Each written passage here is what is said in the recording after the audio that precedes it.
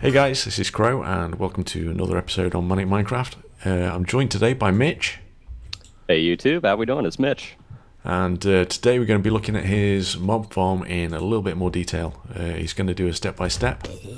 And you can see this is a very big step for the mobs. They're just falling down there and getting mashed on the floor. So Mitch, I'm going to pass it over to you and let you explain what this monstrosity is that I'm looking at.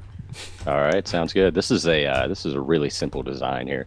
Pretty much we've just got this dark room here and a stair formation of spawnable blocks. It could be any spawnable block. It doesn't have to be packed ice. I just use packed ice here because the mobs tend to carry their momentum, and they keep falling even when the water has stopped pushing them. But like I said, you don't need packed ice. I know it's a tough resource to get. Then back here, I just have a simple hopper clock that connects to a piston with a redstone block on the face, and it's just powering all these pistons, holding back source water blocks.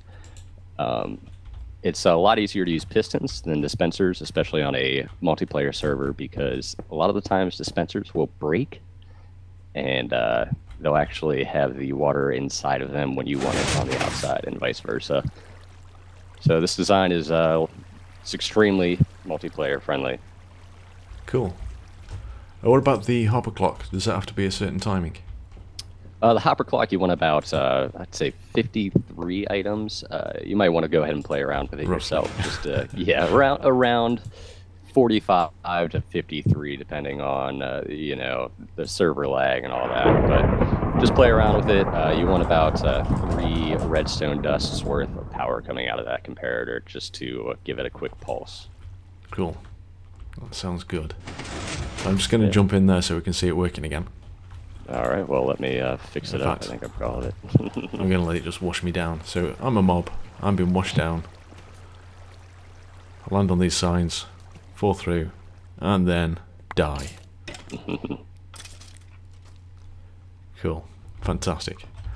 So you're going to take us through a step by step. Sorry, a zombie surprised me. Let me kill everything. Careful. Okay. Right. Yeah, so we can do a step by step. All right, let's just get out of here and get going with it. Great.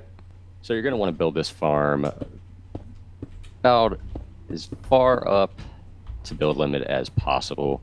Depending on the size of the farm, obviously, you'll have to start down lower. And you're going to want all of the area around, about 128 blocks, to be non-spawnable, which means either above an ocean or a slab world. I mean, obviously, if you're building it in a survival multiplayer, you're not going to slab 128 blocks in each direction.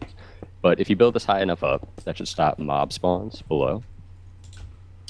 So we're just going to pillar up here, and in survival, you would want to probably make enough ladders to get all the way to the top, just to make it easier for you. So we're going to stop right here. Let's just pretend we're all the way up at build limit. And we're just going to want to start with our ice here. And we're going to want to make a stair formation. And you can make this as long or as tall as possible. Whatever you want, depending on the amount of materials that you have. In the other server, Mitch, you had these so that they were too wide. Was that for spiders? Yeah, if you want to build this too wide, if you want string or spider eyes, if you plan to manually kill them, you can just make these stairs too wide, just like this. And the farm will work the exact same way, except you'll have spiders spawning. Cool. So just take that out. We'll just build up these stairs real quick, and we'll catch you in just a second. Okay, so we've got the stairs done. I mean, it doesn't really matter how big you want to build this. I built it this big. So after you're done building the stairs, you want to come around back here and make a spot for your water to be held. With really cheap materials. Yeah, it doesn't need to be iron blocks. Before anybody asks, it does not need to be iron blocks. So we're just going to build a little capsule here for our water to stay in, and pistons will go right here, and I'm going to leave this here so I don't forget. And then just build a roof for the water.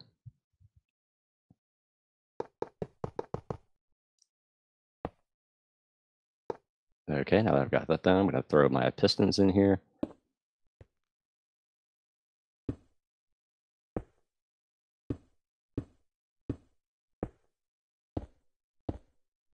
All right, all my pistons are in. Close this off, clean it up a little bit.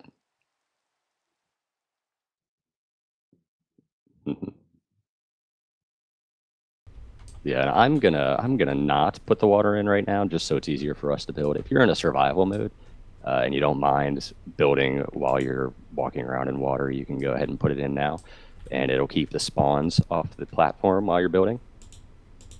But for now, I'm gonna leave that out. So we're gonna come around back, and we might as well go ahead and make our clock now. So the clock is really easy. It's just a simple redstone clock. I'm just gonna put dust all around these blocks here. Throw a repeater right there, a solid block, a repeater. And we'll come out a bit more. All right, I made a bit of a mistake while building this. After you place your redstone dust and a repeater facing into this block, you're gonna want to put a redstone block right there with a, if I can get the angle right, sticky piston facing into it, and then a repeater facing into that sticky piston, 3 dust coming out of it, and then a solid block, and then we're going to build our hopper timer. It's just a standard hopper timer. You want a comparator facing into this block, and 2 hoppers facing into each other, just like that. And you're going to want to throw about 45 to 53 items. Again, you're just going to have to play with that number, figure out what works on your server. And then another comparator on the other side, a solid block, and then a redstone dust on the right side. You'll also need redstone dust on the left side. These are going to power our sticky pistons for the redstone clock. Sticky piston right there. And a redstone block in the middle. And that's the clock all done. And what happens when the hopper clock powers these pistons, it's actually, well, this piston, it's going to depower all the pistons and let all the water drop out and flush the mobs out. Okay, and the block between the sticky pistons has to be redstone so it locks the hoppers, right? Absolutely, yes. Okay. All right, and for the wall of the farm, you can use any solid block. I'm choosing to use half-slabs. If you do use half-slabs, there needs to be a half block in between them so it blocks the light. And then we're just going to continue like this, just off the side of the ice right here, and just build it out to the end of the farm. Okay. And we'll just keep going with that. And you're going to want to do this all the way down to the last layer of ice. And then we'll do the same on the other side, and we'll be right back when we're done.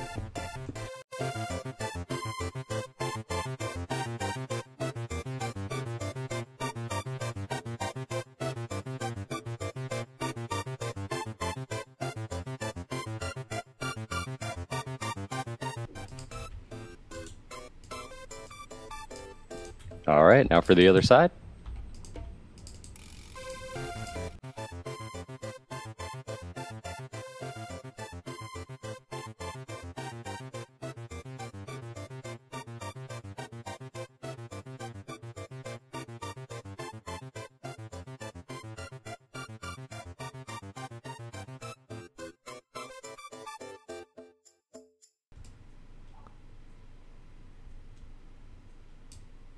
All right, after that, we're going to want to throw in our ceiling, and you just want to start right right on top of these pistons here if you're using half slabs. And it actually looks like I missed one layer of the wall here.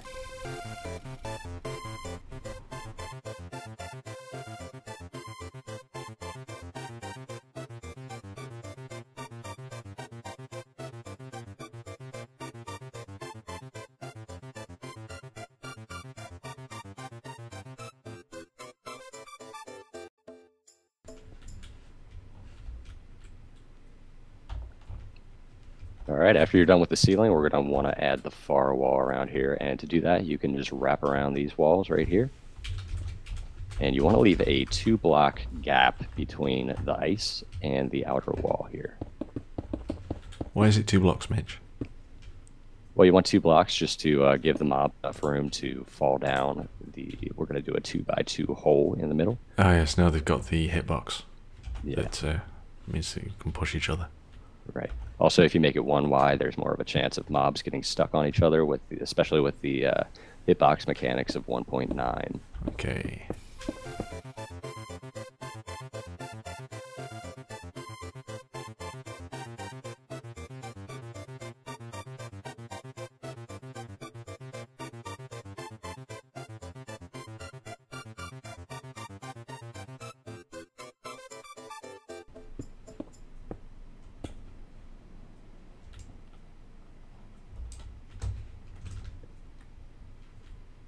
It's looking good, Mitch. I think so too. Once you got that wall done, we can come around bottom here and start working on the drop chute. So we're going to want to build 2 blocks below the compressed ice. That should be 2 right there. And we're going to make kind of another little tiny wall here, and just to kind of close everything in. Alright. And again, these don't have to be half slabs. You can use solid blocks. Alright, so once we have 2 blocks here, we're going to start making the floor.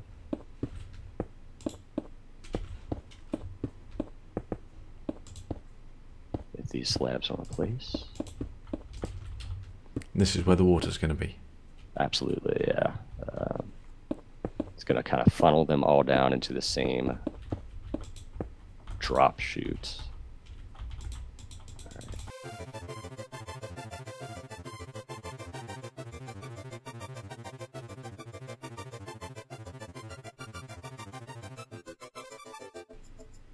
Alright, once you've got those walls done, we're going to break through the bottom here. And depending on the size of your farm, again, this will be different. Let me grab a sign real quick. Okay, for this you're just going to need some signs, and you're going to want to place them right above the bottom block of compressed ice. And then from there, you're just going to go from the wall and place them on top of each other, and this is going to stop the water.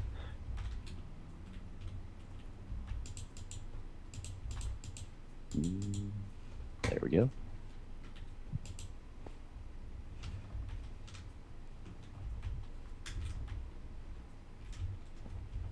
Once you've done that, you're going to want to place some water buckets here. Just 2 source blocks there and there. Do the same on the other side. And you're going to want to... Great.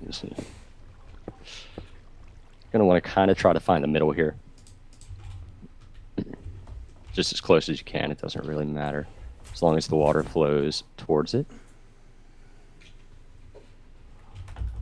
Sorry, I've gone all the way down. On my way back up. Alright. You didn't miss too much. Oh, good. Alright, so I've got my signs placed there, and that's stopping the water. And you're pretty much done at this point. You're just going to want to add a chute, and we're going to use some glass here. This is pretty self-explanatory. You're just going to want to close this in. Does it need a chute? It kind of does. If you want to collect the drops all in one single area, so you couldn't just want to place something to catch them at the bottom? You could, but the mobs are going to spread out okay. as they're falling. Is that another thing with the 1.9 mechanic with the pushable mobs? I have no idea. Together, it might spread out a bit. Yeah, I think in earlier versions they had the same behavior.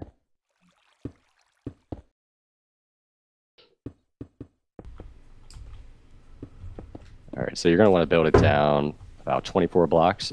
You might want to stop at 23 or 22 if you want to make this an XP farm, just to get them down to one hit. If you're not making it an XP farm, I suggest going down as far as you're able to, just to ensure that zombies and skeletons that have the feather falling enchantment on their armor will also die as well. I'm going to get inside the chute quick. Just to say hi to the mobs that are spawning. Oh, they're already spawning? Oh, yes, just a few. Not many. We're too close, really, for them to be spawning a lot.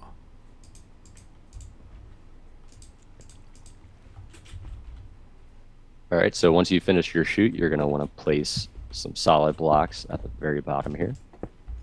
And we're going to go ahead and put in our chest and our hoppers to collect all the drops. Alright, so we're placing our chest, and you want all the hoppers facing into that chest, and then these are going to be faced into the ones in front of them. That way all your drops will be put in the same chest. So patch that up. And you really don't need these solid blocks if you don't want them. All right, and that's the drop chute. And for the final step, we're just going to be adding our water. We're throwing it on the ground just like that. And you just want to place source blocks behind all of these pistons.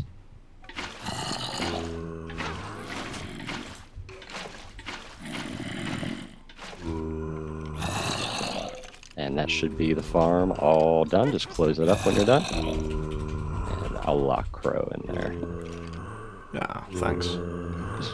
And we are still playing on the server, although this is a creative mod that I've put on specially. So we do get to see Muddle logging in, which is very nice. I'm a mob. Hey. Also, speaking of being on a server, you're not going to get crazy rates. You're going to get pretty good rates, depending on how many people are on the server with you. They're not dying. Did you go down far enough? I don't believe I did. Alright, so if you're building this farm, maybe build the chute a little bit lower.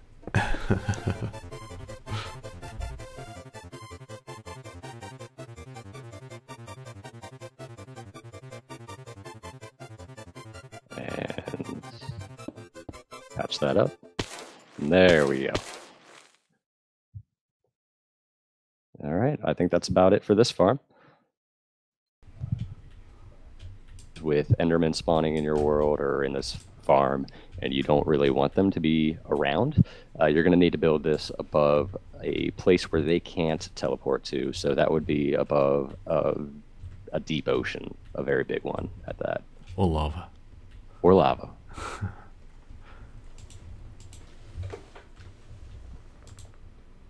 There's a witch. These witches are tough. Yeah, you can look on me. Yeah. Do they have more hit points than a regular mob? Yeah, I think they do. Oh, they do. Yeah, 26. Oh, that's right. I've got the hit points thing on, haven't I? Yeah. And they're healing themselves. Dangerous creatures. Burn them. Burn them. Sorry. Alright, so that's pretty much it, right? That's it, right? Yep, that looks good to me, Rich. So guys, this is the mob farm that Mitch built. A step-by-step instruction, and pretty efficient. The mobs all spawn inside and they get flushed down all at once, so it will look like they're coming down in waves, but they literally are. Waves of water. So I shall see you guys in the next episode, and just want to say thank you, Mitch, for sharing your design with us. Thanks for having me. No problem. You're welcome anytime. See you later, guys. See you.